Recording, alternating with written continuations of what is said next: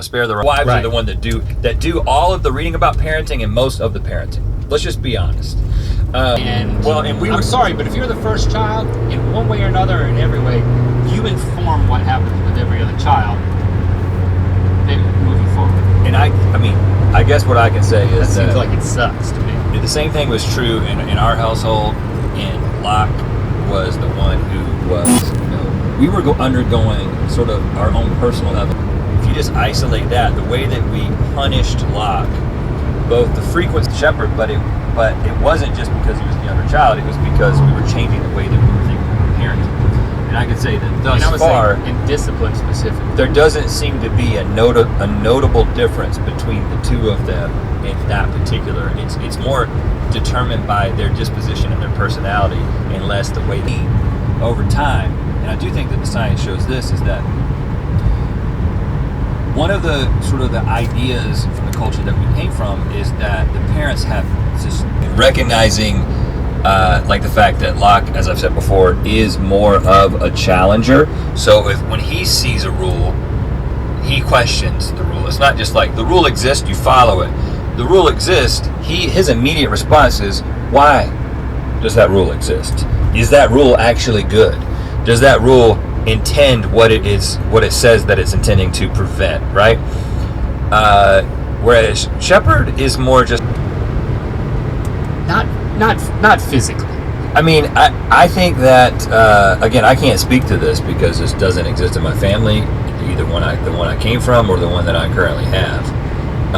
But I am interested in if you think that this Teresa's comment, Yellow Sun 11. I'm number 4 of 5 kids, and I'm definitely a people pleaser and try to keep the peace. My default is to suppress my feelings and desires as unimportant and instead defer to my siblings and others' wishes.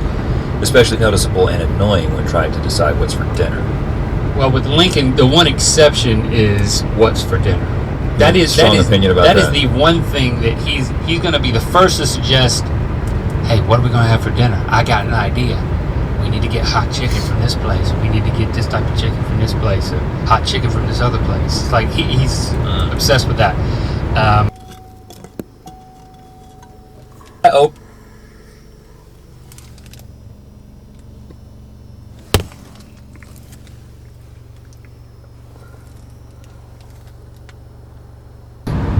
We kind of talked about this a little bit. For me, this was not the case because my parents were super consistent. It is kind of the case with our kids, but I think it's a combination of factors. But without a doubt, like what Shepherd is allowed to watch, can't we step back and just? It isn't like, oh, kids, you can see in our parenting because we're of until this observation. So do you recall? Comparing yourself. He was older. I don't know if basketball is a good example. I know that you guys both one game. Still, what Coach Mace is doing, but I know that you're good. We're going to bring you up to varsity in your sophomore year, which he did. But he also brought me up for the state playoff. So yeah, there was you guys will be out in your front yard on your basketball court, both doing drills. There was a whole lot of competitiveness between the two of us with whatever we were doing. Like playing one-on-one. Playing horse, some of the most like epic, long, extended games of horse in the summertime. One-on-one games that would often end with me crying and running inside because I was the 6'2". Yeah, okay. Okay, yeah. You might have me by a couple of inches. I think that here's the thing. I don't adults that we would maybe have a conversation that was heavy, deeper, and kind of went below the surface of like, are we talking like as kids? It was let's have a conversation about what we're doing and how we're doing it better, how we can do it better. But we're not going to have a conversation about how we feel. Yeah. But that was kind of also a family thing for us too, right? And we didn't talk a whole lot about feelings in my family. They weren't. It wasn't that feelings were bad. It was just that it wasn't something that talking about feelings was not valued. But you didn't. My perception is you didn't have any buried feeling. Really angry, and I remember him running back into his room and you had a stick of deodorant in your. The thing about that is that I was like, I'm glad I'm an only child. he would see Want to get hit with deodorant? he would see that he could get you to join in, and that would make me very mad if he recruited my friends to be a part of this thing like that. Up to might be you're gaining confidence that I know this guy. I live with this guy. This guy's ridiculous. If he can have a girlfriend, I can have a girlfriend. It was like I had word quadruplets. Yeah. Oh my gosh. But I thought this is great. I'll bundle these three together. If you have a sibling with special needs, Ashley tweeted, I'm the youngest with just an older brother. My brother has autism. It's weird being the youngest by age, but being treated like the oldest for most things. I'm more of a parent than a sister to him. Love my brother to death, though, and wouldn't change a thing. Sophia responded, said, being the younger sibling order, but it's about additional personalities in your home and like the deeply intimate level of exposure you have to people who are, either adults or developing kids at different ages. Hope for a sibling. It's just that it didn't seem like that was something that was going to happen. I think maybe there's some kids that would have been like, oh, I hope she gets married and then I'll have there'll be a baby. Like, did you ever think? I don't think so. Yeah, I don't think so. Did you ever hang out with babies and think, oh, I would like one of these in my house? She had her friend Donna, I remember, had this cute little toddler daughter.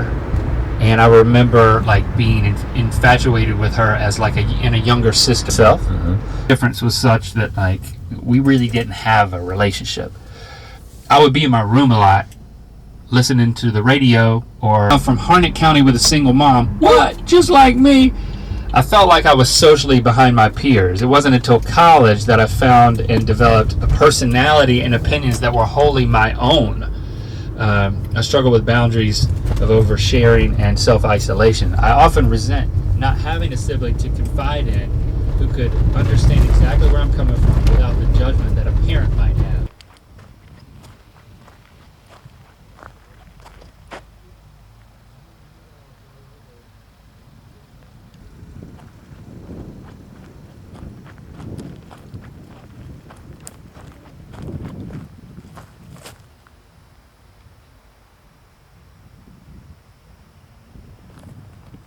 And developed a personality and opinions that were wholly my own. I struggle with boundaries of oversharing and self-isolation. I often resent not having a sibling to confide in who could understand exactly where I'm coming from without the judgment that a parent might have. Even when I know my parents want the best for me, it's still a lot of pressure and responsibility to be a good daughter. So, I relate to the other kids in the neighborhood. It was a high anxiety situation for me, looking back on it. I wasn't used to being around a bunch of boisterous, assertive kids. I definitely remember in preschool being afraid of all the other boys, and I would hang out with the girls because at least they were chilled out. Well, but was the first. But again, yeah, it's funny because I actually am more on the introverted side as an adult. I'm fine with it's not my preference. My preference is to be alone, right? But it's weird that as a kid, my preference was very much it's almost like I got it all out of the way. It's like, we change over time in that way. Yeah, so it's not locked in, that's for sure. Because I actually consider you. I don't know. You're kind of borderline introvert, extrovert, I think. I'm trying to figure out how much this pandemic has influenced that about me, because I'm noticing that I really have to make up my mind to get out of my house, my comfort zone, and my very spirit of getting back out into the world is a lot of it's on. Back in the day, as a kid, I think I caught up, but I had a lot of catching up to do by high school. Perception that you were uncomfortable. We went to Camp Caraway and you didn't take a dump the entire week, but I was just like, Okay, I mean, it happens. Sometimes shit doesn't happen. When you're like us and you've lived sort of a weird, unexpected life, and being able to be successful in a medium where we become these public figures that more people know us than we know people, right? Because of our faces being out there. And almost everyone who has a perception of who we are has an incorrect perception of who we are. People incomplete like or don't like, whatever, their perception of us is a projection that we have chosen to curate and put on the internet. Now, it's pretty personal, it's pretty real, but it is a curation, right? If you're a fan of us, you like us, you don't like who we are and who we would be if you were to live with us, or if you were to have grown up with us. Now, having parents who can kind of always ground you and always in the cat in full protection. But then I'm like, well, next stage is to get the cat out and put it in a dog costume. There's multiple steps to this, and then just let them meet each other. So what I ended up doing was, and at this point I kind of got scared for Jade. I was like, I think that, I mean, the claws on this cats animal can hurt a dog, like could blind my dog. Like, that would be very upsetting to me. Yeah. If a jade eyeball got scratched out because of like how I'm going about this. So I would hold Jade in my lap. I would restrain Jade, and then we would let the cat out of the crate and just kind of run around the room. After a few days, Lily, about this last night, it's got to be wildly different. I was like, when I look at this cat, Lily, there's a part of it's like I can see a tiger in this cat. Like, I don't think they're come from tigers. A huge. It has the same form as something that could just. I mean, it's like a zoological tank. That's what a tiger is, man. It's a furry tank. But what I'm saying is, I think that I think like a house cat is, if you go back, 15,000 years, 10,000, like your cat just out in the wild. I mean, think about a bobcat, right? A bobcat. Yeah.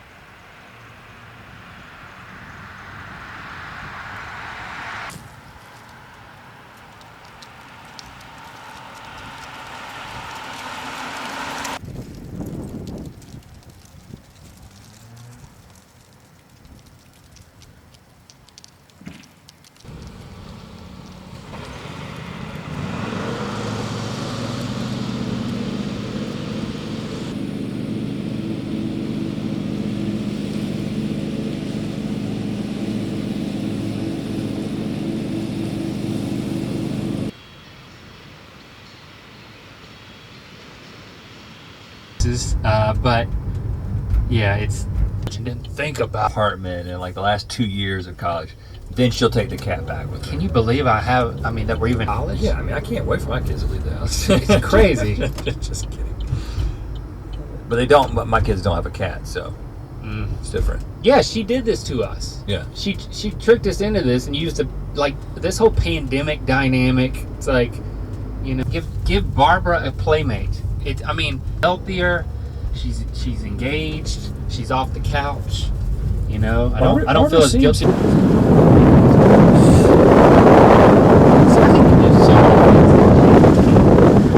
I'm trying to, you know, Joy Saka is the purring. I'm trying to convince her that.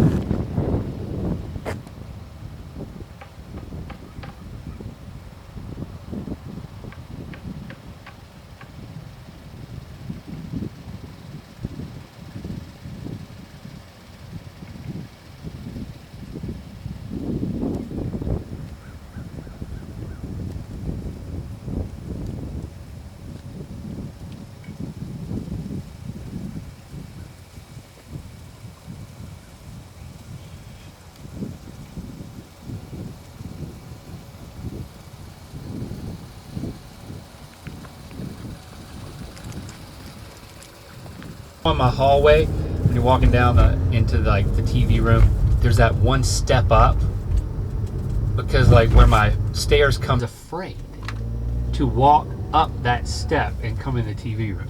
So she's in the hall and she's afraid to go up the step and then down into the TV room. Yes, it's like a barrier.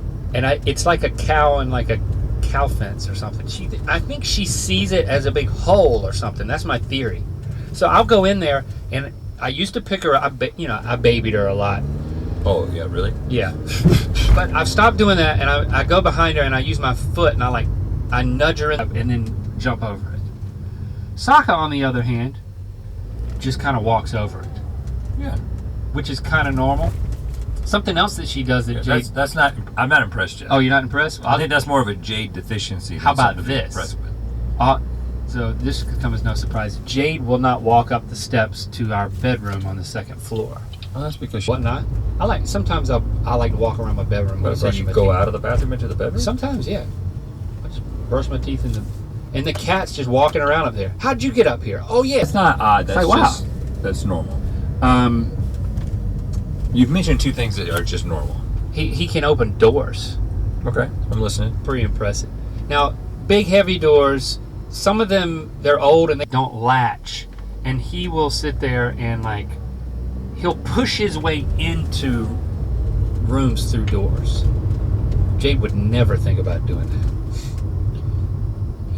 I'm saying he opens doors. Jade, dumb. Jade's not dumb. Jade's timid, man. Okay, all right, she's timid. Okay, that's what it is. I mean, part of it's my fault because she's part wiener dog, I was real fixated on not hurting her like vertebrae in her back. So you're not supposed to let a wiener dog jump down off of couches or beds. But she's not really that long, though. She's not. And so I would pick her up and carry her upstairs or carry her downstairs. You did it. But the one step, I never carried her over to... Steps are dangerous. You taught her steps are dangerous. But it's kind of good because now I can keep her in places. This cat, you cannot keep this cat anywhere. It's just... Is this a competition? What am I supposed to think? I'm trying to like observe and appreciate. You're trying to love this cat. I'm trying to love the cat, man. I'm trying to. My dad works in B2B for flexibility purposes. Just to be able to get that leg back and forward. Get it way up there. And I was like, man, you know what? It's a serious job. I guarantee you there will be willing. Phrase I'd give a left nut to be an NFL kicker is not. It's right. It's rooted in reality. It has an origin. Right. Yeah. In college it's outlawed. He had one more year of college, but he wanted to go into the draft, and he got his testicle removed, and then it was like, but it was a little premature. No longer eligible. Right. Yeah, the NCAA cracked down on him. Right. The final year, thought he would get away with it, but you can tell. You can just there's a few inches of the testicles are. Yeah. Sometimes if they're like that little thing that holds the football. The tee. The tee. Yeah. You know, when in the college people use the T and they bend over to pick up the T, that's when you look at. Yeah, that's when you can tell. That's when you look at their testicles. You're gonna get rid of it anyway. I think what I think is that the other testicle is up there. It's just afraid of him. So it hasn't. You're saying it hasn't dropped. His ball hasn't dropped, man. Can I tell you something real quick? I saw this video of this I'm bull. a bit afraid. I saw this video of this bull. How? On Instagram. Oh God. And this bull's balls were hanging so low. What? That it was swinging around, and he was having to like step weird to like avoid stepping on his own balls. I gotta show you this video. I don't want to see it. His balls had fully dropped. Yeah, we took him to the vet and we said, listen, this cat is out of control. Please tell us that there's a certain time of them not dropping. First of all, you got to remove the balls before they turn a year old. And we're well within that. Because they can go pollinate somewhere. Yeah, it becomes a problem with them like spraying or whatever. I don't know. Well, I'm talking about sex. I'm talking about the actual act of sex. It will go have sex with something and make another cat. I know that, but I'm saying I got to You don't know anything about cats, man. I know. I'm telling you everything I know, and it's a lot. I've talked for freaking 50 minutes about everything I know about a cat. Yeah. I think half of what I said is so tropish because that's what I've learned. Oh, the cat people are so mad at both of us. Cats are just tropes, man. They're just stalking tropes. That's all they are. Yeah.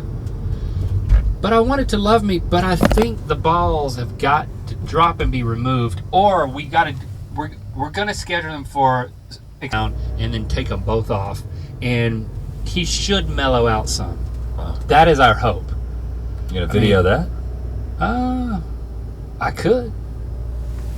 I don't think I will though. I was just asking. I'm not going to. No. If it just comes across your Instagram, what's wrong with you, man? Oh, look, what is that? It's a comedian I follow that does voice, Tony Baker.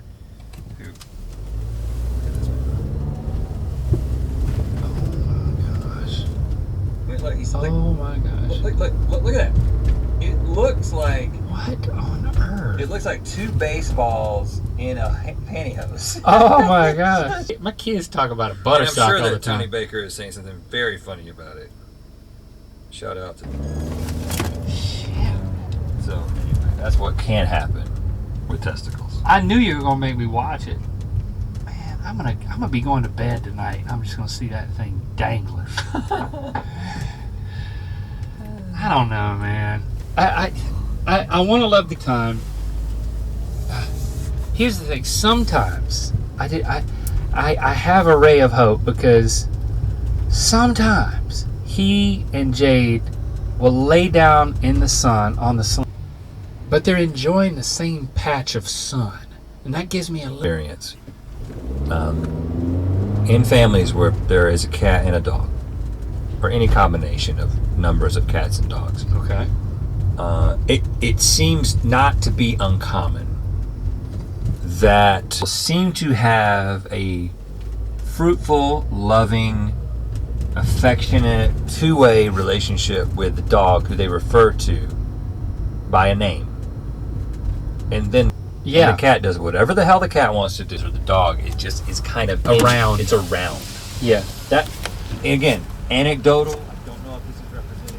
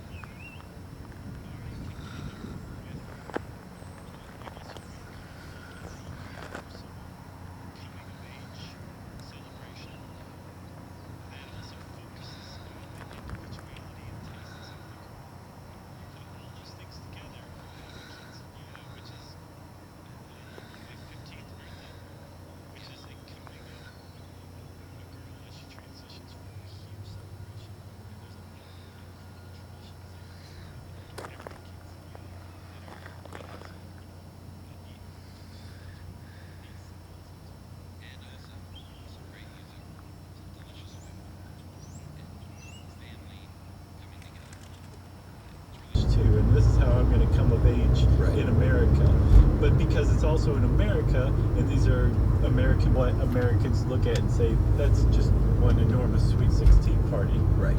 But there's some details in there that you'll find at a quinceañera that you won't at a Sweet 16 party, and we'll talk about it. It's a frantic day. It's a hectic day. From everything I understand, from what I've read, this is actually like a cool day for a girl, but also very stressful, right? Yeah, it's like a wedding or a prom or anything where there's a lot of pressure on this one, 6-hour experience. But with prom, you've got a handful of other girls to plan, what you're doing with prom. Yeah. And plus prom's already being planned for you by your school or whatever. Sure. This is like your day, and part of your responsibility is the quinceañera, which, by the way, quinceañera literally translates to the girl who is 15. Yeah. So this is technically your fiesta de quinceañera or something like that. Right. Part of your responsibility as quinceañera is to show that you can take part your personality and your taste, so you're the one who needs to choose all this stuff. But it also shows that you can be a grown-up too and undertake months of planning leading up to this thing and basically pull it off. Correct. All right, okay, so the whole thing starts with a trip to church, which is not Like what all you're going good to parties. find. Right, which is not what you're going to... And it depends on the church where you're going to have, and some wedding, sometimes you'll have the reception somewhere else. Right. That's not how it started, which we'll talk about that in a minute. Go ahead. Ceremony, but the girl, before this all happens, for weeks ahead of time, may actually be required to attend classes in advance of this, so they're prepared. They know what to expect. Right.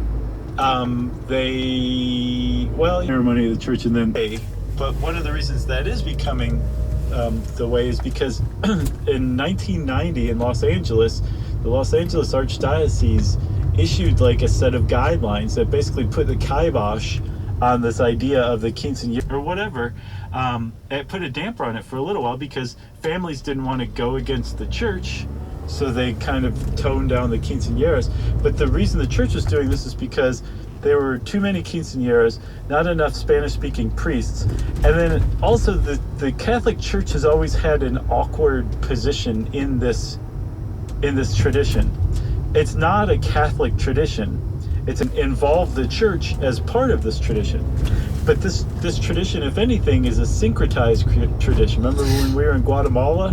The melding of Catholic beliefs and like pagan like Aztec rituals supposedly mixed with this. The whole thing starts at a Catholic church with a mass. So the church has kind of had a alternately hands-on and hands-off view of this whole thing. And they kind of forget that they're in a church. Right, which, I mean, if you step back and think about it, having a girl's 15-year birth to do this kind of solemn ceremony at the church and then party elsewhere, which I think is pretty much par for the course these days. Our young woman has, and Kristen Conger, remember Kristen? Of course. What's the name of their podcast? Unladylike. Unladylike, that's right. Yeah, Kristen Caroline, formerly of Stuff Mom Never Told. Custom calls for 14 damas, or maiden attendants, to represent the 14 years of her life up to that point. I saw elsewhere 15. So, yeah, depending on, I guess, how many really close friends you have, kind of like picking out your bridesmaids and groomsmen. Yeah, and I saw plenty of videos of quinceañeras where there were 3 girls. Yeah, there's some day on air, which I totally messed up. But it's basically the date. That's right. And again, I'm sure that there's some leeway. The quinceañera cops aren't going to come by because you don't have enough friends helping you. They have larger fish to fry on quinceañera day. Right. Although whoever is helping you plan this, it would probably love it if you had 14 guys and 14 girls because they all have to be outfitted. That's right. And I don't think we mentioned, but the dress is a very big part of the celebration. It looks kind of like a prom dress, a big frilly floor length. And then they leave a bouquet of flowers near the Virgin Mary statue. And then traditionally, they would give away a porcelain doll, one of their childhood dolls, or again, tradition varies these days. It might be a stuffed teddy bear or something else that just meant something to the girl. One thing I saw was a quinceañera Barbie. Oh, yeah? Mm-hmm. All right. Well, they'll pass that along to a younger sister or another relative, another female relative, to basically say, like, again, symbolic of I'm entering young adulthood and I'm passing on this silly Barbie to you. What's the name of that? The Ultima Muñeca? Oh, I don't know. I didn't see that. Ultima Muñeca. It means the last doll. Okay. And it showed the old toy or the brand new Barbie the younger female relative wants. Yeah, these days, sure. Yeah. To the altar and get a special blessing. Uh-huh. If her parents are pulling all the right strings, maybe she can get her own mass for it. But she may off to the party. That's right. Get that, just like a good wedding. Get that part over with. While she's getting into the limo, we'll take another break, okay? All right, look it off, and now they're going to the venue, which is basically anywhere that you would also hold like a wedding reception. You could hold a quinceañera party. Yeah, I mean, it could be. It really depends on the budget of the family involved. They could rent out a large hall, or it could be in the backyard of their own home or at a friend's house. Yeah, and again, this is not just on the parents' shoulders. It's very customary and very traditional for the girl to approach family members, members of the business community, just anybody she can think of to say, hey, costs are really adding up, and can you... And I also read in that article on that really great photo spread the guy did, he interviewed the family members, and one of the families, he said, how long have you... they didn't have much money, and he said, how long have you been saving for this? And they said, for 15 years. Oh, man. Like, they started socking them. Chips in, and also comes to, like, witness this girl's transition to adulthood. I just really appreciate that. I think it's really cool that that's part of it, It makes it, rather than it's just, the parents are footing the bill for everything. I just think that's cool. Yeah, well, and it's a culture where family and community is such a important, revered thing, and it's something I'm envious of,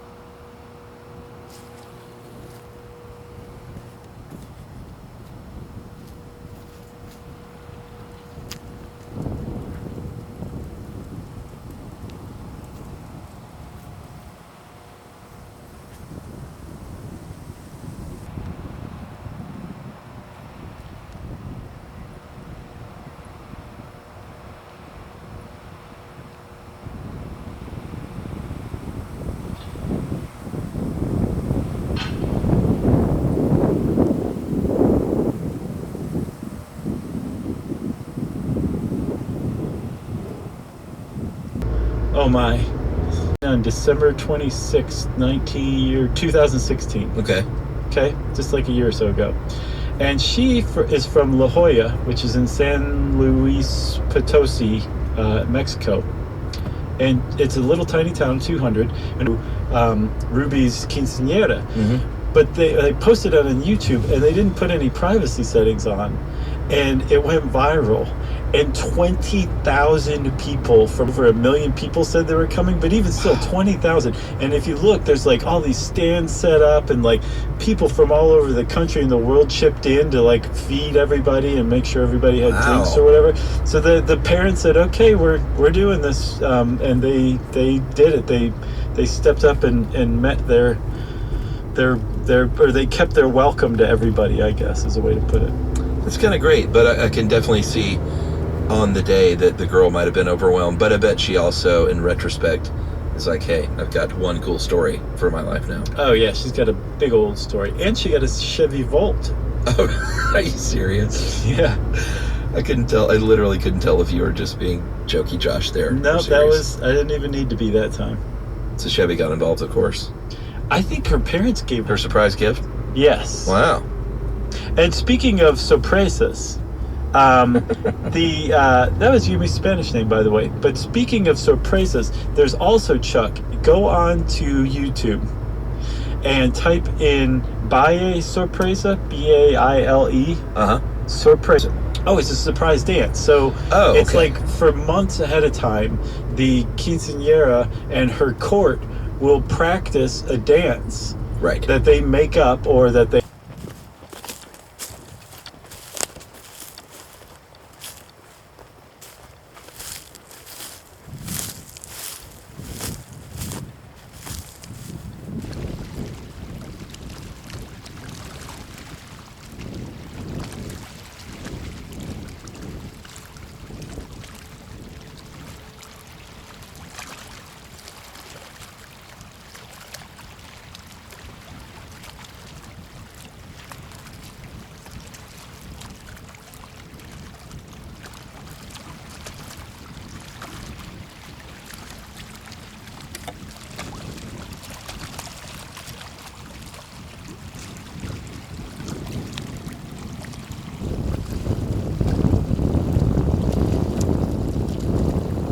Are going to be dinged in some way.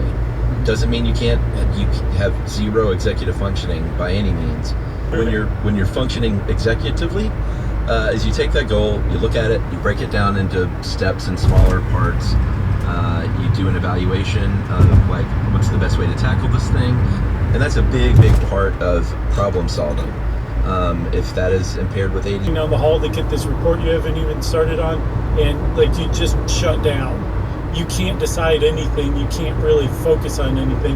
That's called ADHD paralysis, and that can. Second, and doing something called set shifting, which is being able to switch from task to task, being flexible as you're doing that. Maybe realizing like different tasks and different situations require different rules, and if you don't have that, if that's impaired, you might be really rigid in how you think something has to be done. A very black and white thinking. That can come across to others as stubborn, but in the ADHD mind, you just have a hard time task shifting. Right, exactly. And that's a huge classic one too. Like you just focus on one thing or you can't start another thing too. If you put all that together, they have trouble self-motivating, staying on task, they misplace things, they have false memories, which is a really big one that we'll talk about. They can't remember important dates or that they're supposed to run a meeting. And another big one too is that they'll very frequently, ADHD causes you to walk into a room and you have no idea what you. It's frustrating and it can also be alarming. Yes, that's another thing too, is especially as you age with ADHD, you can start to be like, okay, is this ADHD or am I developing early onset dementia? Like they